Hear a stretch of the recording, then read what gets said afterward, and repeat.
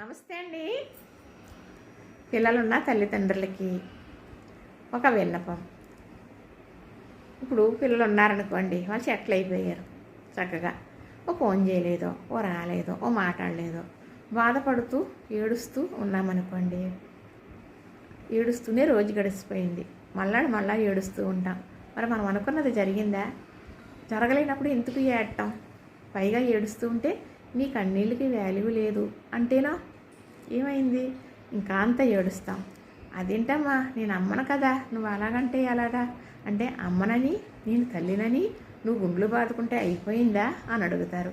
అప్పుడు ఇంకా అంత ఏడుద్దామా? మనగా బతకొద్దా? మన గురించి మనం చూసుకోవద్దా? మనల్ని మనం ప్రేమించుకుందాం, మన గురించి మనం చూసుకుందాం, నాకు అని దాచుకుందాం. అప్పుడే మనం సుఖంగా ఉంటాం.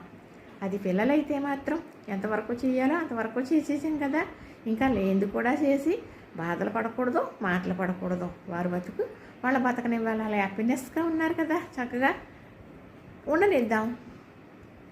అలా ఉండనిద్దాం. ఎక్కడో ఎలాగో మనకి తెలుస్తుంది ఒక మాట, ఆనందిద్దాం, సంతోషిద్దాం.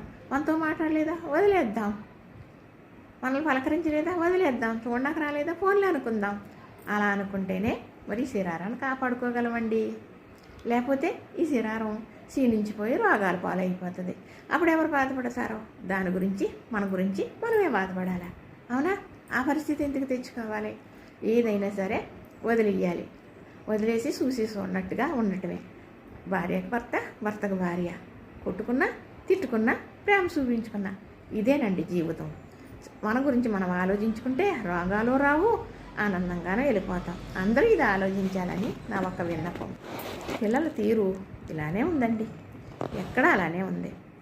ఒకరిని చూసి ఒకరు కాదు, ఎవరికి వారే. చదువు అనేది సంస్కారం ఇవ్వలేదేమో, అందరూ అలా ఉన్నారని అనకూడదు సుమండి. కొందరు మాత్రం ఇలా ఉన్నారు. తల్లిదండ్రులు వాళ్ళ గురించి అలా చూసుకోవాలి. అప్పుడే మనం సుఖంగా ఉండి సుఖంగా చచ్చిపోతాం. ఇది మాత్రం నేను చెప్పాలనుకున్నానండి.